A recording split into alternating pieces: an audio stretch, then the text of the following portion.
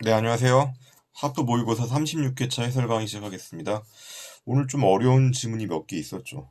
여러분들이 이 어려운 지문만 잘 건져도 오늘 해설 강의 여러분 잘 들으신 겁니다. 자, 문제 1번부터 볼게요. 통칭에 대한 판례의 태도로 옳지 않은 것은 동그라미 1번 대통령의 긴급 지정 경제 명령은 법규 명령이긴 한데 이거 여러분 그 법률과 동위의 효력을 가지는 법규 명령이라는 거 알고 있죠? 그리고 국가긴급권의 일종이고 통칭이란 얘기죠. 그렇기 때문에 그 결단을 존중해야 된다는 말 무슨 뜻입니까? 사법심사가 제한되는 거죠. 다만 헌법재판소가 실제로 사법심사는 했습니다. 이거 금융실명리 사건이었어요. 사법심사 해보니까 헌법에 반하지 않는다고 봤어요. 동그라미 2번이요. 남북 정상회담 개최 자체는 통치행위에 해당하지만 남북 정상회담 개최 과정에서 재경부 장관에게 신고하지 않거나 통일부 장관의 승인을 얻지 않고 북한에 대북자금 송금한 거. 이거는 통치 행위에 부수하는 행위이기 때문에 사법심사가 가능하다는 게 결론이죠. 북한에 돈 보내주면 안 돼요. 예. 미사일 만들고 뭐 인공위성 만들고 그럽니다. 동그라미 3번이요. 통치행위 개념을 인정한다고 할지라도 과도한 사법심사의 자제가 기본권을 보장하고 법치 이념을 구현해야 될 법원의 책무를 태만히 하거나 포기하는 것이 되지 않도록. 통치행위라는 말 의미가 뭡니까? 고도의 정치성을 띠고 있기 때문에 사법심사가 제한되는 거죠. 그 통칭의 개념을 남발하게 되면 어떤 문제가 있어요? 사법심사가 제한되는 게 너무 자주 사법심사가 제한되는 거죠. 그럼 국민의 기본권 보장에 문제가 있기 때문에 그 인정은 지극히 신중하게 해야 돼요. 그리고 그 판단은 오로지 사법부만에 의해야 한다. 왜? 대통령이나 국회에 의해서 통칭에 대한 판단이 가능하다 그러면은 대통령이나 국회가 뭐라 그랬어요? 자기들이 한 건 다 통칭이라고 주장하겠죠. 동그라미 4번이요. 외국에서의 국군 파견 결정은 통치행위에 해당하는 거 분명하죠. 이거 노무현 정부 때 이라크의 자이툰 부대 파병했을 때 사건이었고요. 통치행위는요 판례가 몇 개 안 되거든요. 몇 개 안 되는 판례가 돌고 돌고 계속 나오기 때문에 그 객관식 지문으로 그 해당 판례만 정리하시면 충분합니다. 2번이요. 행정법상 개인적인 공권에 대한 설명으로 논의를 옳지 않은 것은 개인적 공권, 다른 말로 뭐라고도 불러요? 법률상 이익이라고 부르죠. 요건은 뭡니까? 강행법규성과 사익보호성이죠. 동그라미 2번 보세요. 오늘날 공권의 성립 요건 가운데 의사력의 존재를 요구하는 것이 새로운 경향이다. 예전에 처음에 그 법률상 이익, 공권의 개념 나왔을 때는요. 세 가지가 요건이었거든요. 그래가지고 강행법규성, 사익보호성 말고도 의사력의 존재라는 걸 요구했는데 지금은 이 개념이 사라졌어요. 지금은 강행법규성과 사익보호성만 있으면 되는 겁니다. 동그라미 1번이요. 판례에 따르면 환경영향평가 대상지역 밖의 주민이라고 할지라도 그렇죠 여러분. 대상지역 안의 주민은 법률상 이익, 공권이 추정되지만 밖의 주민일 경우에도 법률상 이익을 스스로 입증할 수 있죠. 그래서 여러분 첫 번째 줄에 박 언더라인 치고 세 번째 줄에 입증에 언더라인 치면 되죠. 동그라미 3번이요. 오늘날은 여러분 공권, 법률상 이익의 범위를 점점 확대하고 있죠. 그래서 법률상 이익이라고 할 때 법률을 찾아봐야 될 거 아니에요. 찾아봐야 되는 법률을 직접적인 근거 규정은 물론이거니와 관련 규정으로 확대하고 있다고요. 동그라미 4번. 판례 따르면 불가쟁력이 발생하니 무슨 뜻입니까? 처분이 있음을 안 날로부터 90일 이미 지났죠. 여기에 대해서 변경을 구하는 신청권 인정하지 않겠죠. 만약에 여러분 변경을 구하는 신청권 인정하게 되면요. 변경 신청했는데 행정청이 거부한단 말이에요. 그럼 거부 처분 취소 소송을 제기할 수 있다는 결과가 돼요. 그러면 당초에 불가쟁력이 발생했음에도 불구하고 소송을 제기할 수 있다. 제소 기간이 무의미해지는 결과가 됩니다. 그래서 변경 신청권이나 직권 취소 신청권은 인정되지가 않아요. 3번이요. 다음 중 당연 무효인 처분에 해당하지 않는 것을 물어보고 있어요. 동그라미 1번. 납세자가 아닌 제3자의 재산을 대상으로 압류를 했으면 이건 무효죠. 제3자는 얼마나 황당하겠어요. 압류 딱 찢어 없애버리면 되는 겁니다. 동그라미 2번 내부임된 도지사의 권한이래. 그럼 군수가 자기 명의로 하면 돼요? 안 돼요? 안 되죠. 내부임이니까. 도지사의 명의로 해야 되는데 자기 명의로 했으니까 이건 주체하자죠. 주체하자는 당연 무효인 게 원칙이잖아요. 동그라미 3번 환경영향평가 대상 사업에 대해서 환경영향평가를 거치지 않고 이건 단순한 절차와는 다릅니다. 환경영향평가를 안 거쳤다는 얘기는 사업 자체에 대한 승인할 수 없는 상황이에요. 당연 무효입니다.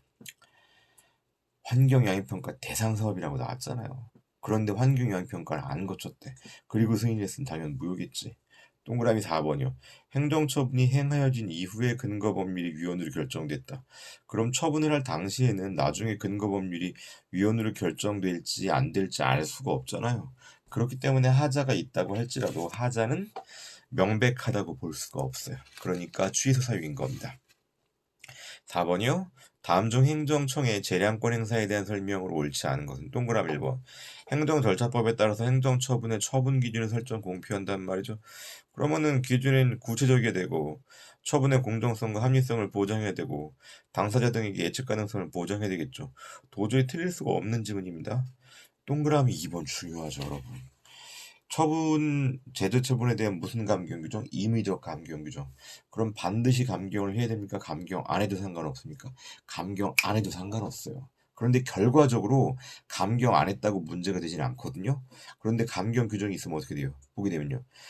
존재하는 감경 사유를 고려하거나 일부 누락시켰다. 이건 여러분 위법한 겁니다. 결과적으로 감경을 안 할지라도 그 감경 사유에 대해서 판단 대상으로 삼아서 이익 형량을 했어야 돼. 판단 대상으로 아예 삼지 않았다. 그러니까 판단 대상을 아예 제껴버렸다. 그럼 재량권의 일탈 남용입니다. 다시 한번 여러분, 임의적 감경 사유란 말은 결과적으로 반드시 감경할 필요는 없다. 하지만 감경 사유가 있으면 고려의 대상으로 삼아야 한다. 동그라미 2번이 위법하다고 할 수 없다. 틀린 지문이라고요. 동그라미 3번이요. 행정절차법에 따라 공표된 처분 기준이 명확하지 않다. 그럼 설명 요청할 수 있겠죠? 그러면은 행정청은 특별한 사정이 없는 한 따라야 되는 것이고요. 동그라미 4번. 여러분, 음주운전을 이유로 한 면허 취소는요. 재량행위거든요. 그런데 음주 측정 거부했단 말이에요. 그럼 반드시 운전면허를 취소해야 돼요. 그래야 되지 않겠습니까? 만약 여러분 음주 측정을 거부했음에도 불구하고 운전면허 취소가 재량행위라고 하게 되면요. 누가 이걸 음주 측정에 응하겠습니까? 안 응해도 면허 취소 안 될 수 있는데 그렇게 악용될 소지가 있기 때문에 음주운전을 이유로 한 면허 취소 자체는 재량행위이지만 측정 거부를 이유로 한 면허 취소는 기속행위다. 5번이요.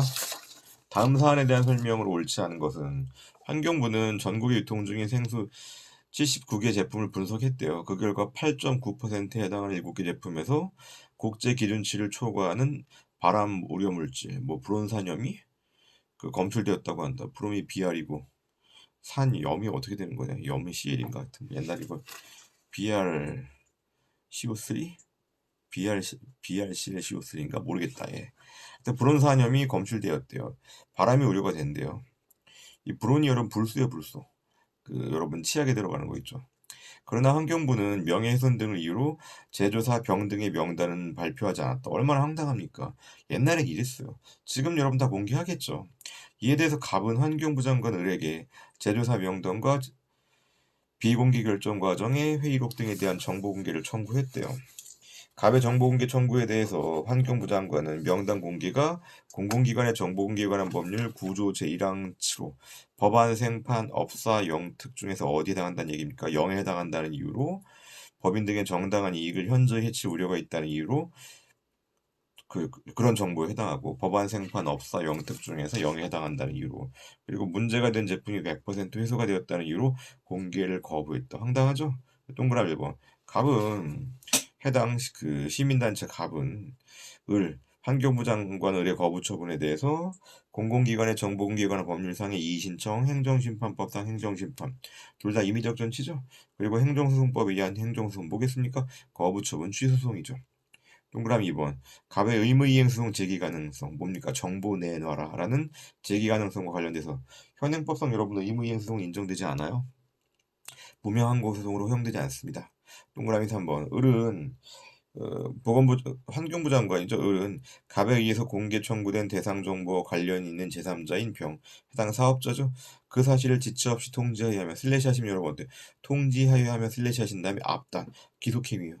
의견 청취를 할 수 있다는요. 필요한 경우 청취할 수 있는 거죠. 이건 재량행위입니다. 이게 2013년도 서울시 기출문제였어요. 의견 청취를 할 수 있다는 게 재량행위를 기속행위로 바꾼 다음에 틀린 답으로 유도한 적이 있었어요. 동그라미 4번. 공공기관의 정보공개에 관한 법률에서는요. 제3자인 병의 권리 구제 수단에 대해서도 거부 처분의 상대방인 정보공개 청구자인 갑과 마찬가지로 별도의 규정을 두고 있어요. 그래서 동그라미 1번 보게 되면요. 이의신청, 행정심판, 행정소송 가능하다 그랬잖아. 제3자도 마찬가지로 이의신청, 행정심판, 행정소송이 가능합니다. 문제 6번이요. 행정조사에 관한 설명으로 옳지 않은 것은 동그라미 1번 시료 채취로 조사 대상자에게 손실 입혔다. 어떤 경우 될 수 있을까? 이게 뭐 질병 가축들이 질병에 감염되었는지 여부를 판단하기 위해서 주사바늘 꽂았단 말이죠. 혈액 채취했단 말이죠. 그러다가 소들이 쇼크사하는 경우 있거든요. 그럼 속감 물어줘야죠. 명문 규정이 있습니다. 그다음 동그라미 2번이요. 행정절차법은 행정조사에 관한 명문 규정을 두고 있다. 여러분 행정절차에 관한 명문 규정은 뭐예요?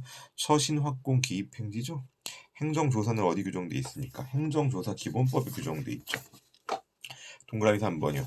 행정조사의 성격을 가진 우편물의 개봉, 시료 채취, 성분 분석 등의 검사는 압수수색 영장 없이 가능합니다. 압수수색 영장이 필요한 건 뭡니까? 범죄 수사를 해야 돼요. 그런데 행정조사는 그러니까 수사 이전 단계죠. 행정조사하다가 범죄 사실이 발각되면 그때부터 범죄 조사로 바뀌는 거고, 그렇기 때문에 압수수색 영장 없이도 가능합니다. 동그라미 4번이요. 세무조사 결정이 있게 되면 납세 의무자는 세무조사에 응해야 될 의무가 발생하죠. 그러니까 상대방의 권리와 의무에 직접 영향을 미치는 처분에 해당하는 겁니다. 그럼 7번이요. 다음 중 현행 행정절차법의 내용에 대한 설명으로 옳지 않은 것은?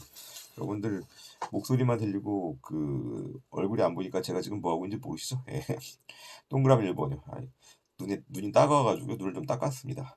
행정절차법은 감사원이 감사위원회 결정을 거쳐서 행하는 사항, 감사원이 감사위원회 결정을 거쳐 행하는 사항은 감사원법에 규정이 있겠죠. 개별법이 존재하기 때문에 행정절차에 관한 일반법인 행정절차법이 적용되지 않는다는 얘기예요.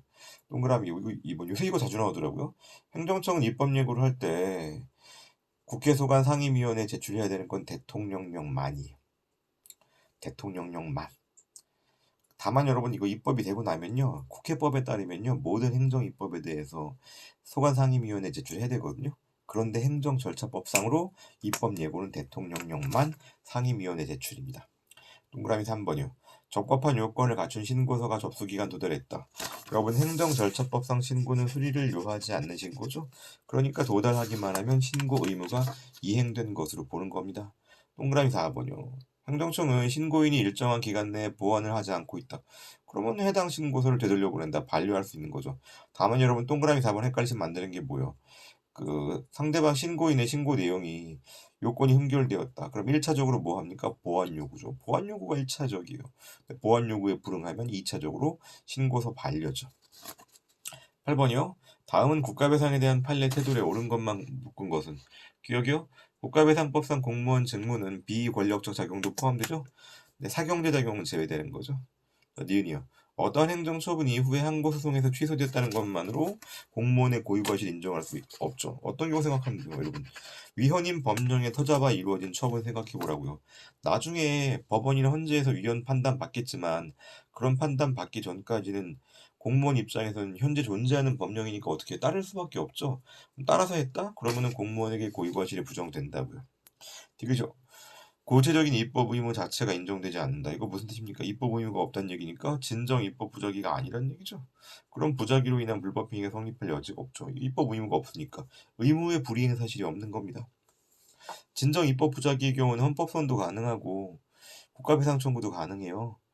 부작위 법 확인 소송은 안 되지만 하지만 여러분 부진정 입법 부작위는 입법 의무가 없는 거죠. 그런 경우에는 불법 행위가 성립할 여지가 없어요. 그 다음에 리을이요. 검사는 피의자가 유죄 판결이 받을 가능성이 있는 정도의 혐의를 가지게 되는데 아마 이놈 유죄일 것 같아. 그런 합리적인 이유가 있다고 판단하면 피의자에 대해서 공소를 제기할 수 있으므로 슬래샷이 맞죠. 그런데 나중에 어떻게 될 수 있어요? 무죄 판결이 나올 수 있죠. 무죄 판결 나왔다고 해서 검사의 구속 및 공소 제기가 위법하게 되는 건 아닙니다. 무죄임을 알면서도 공소를 제기한 경우는 문제가 되겠지. 그렇지 않다면 그 뒤에 무죄 판결 나왔다고 할지라도 이건 어떻게 보면 검사와 판사의 판단 차이일 수 있어요. 그렇기 때문에 검사의 공소 제기가 위법하게 되는 건 아니다. 검사의 공소 제기가 위법하게 된다고 한 판례도 하나 있었어요. 뭐냐면 좀 매우 불쾌한 사건이었어요. 뭐냐면 어떤 그 여자분이 밤에 다리 밑을 지나가다가 성폭행을 당했거든요. 곧바로 112 신고했습니다. 경찰차가 출동했어요. 인근을 탐문하다 보니까요. 어떤 사람이 후줄그레하게 입은 사람이 그 범행 장소 근처에서 지나가고 있어요. 경찰이 잠깐 쓰라 그랬고요. 그냥 도망가는 거예요. 가서 붙잡았습니다. 신원 조회를 해보니까 전과 10몇 범이에요. 네가 했겠지 이렇게 생각을 한 겁니다. 그리고 피해자한테 이놈 당신이 그 범행 당한 장소 근처에 있었던 놈인데 전과 10몇 놈이고 도망가 전과 10몇 범이고 도망까지 갔다 그랬어요. 그러면서 이놈 맞죠? 그러다 보니까 피해자 입장에서도 어두운 상황에서 공포와 충격에 사로잡힌 상태에서 범행을 당했잖아요. 그러다 보니까 피해자가 가해자 얼굴을 정확히 기억 못하는 경우도 있어요. 근데 경찰이 저 사람 맞다 그러다 보니까 맞는 것 같다 그래가지고 기소가 됐거든요. 그런데 해당 그 기소된 사람 피고인은 정말 자긴 정말 억울하다 그랬어요.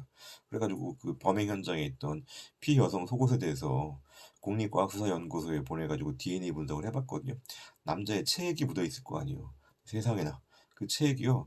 그 현장 근처에서 체포된 그 사람 게 아니었어. 다른 사람 거였어.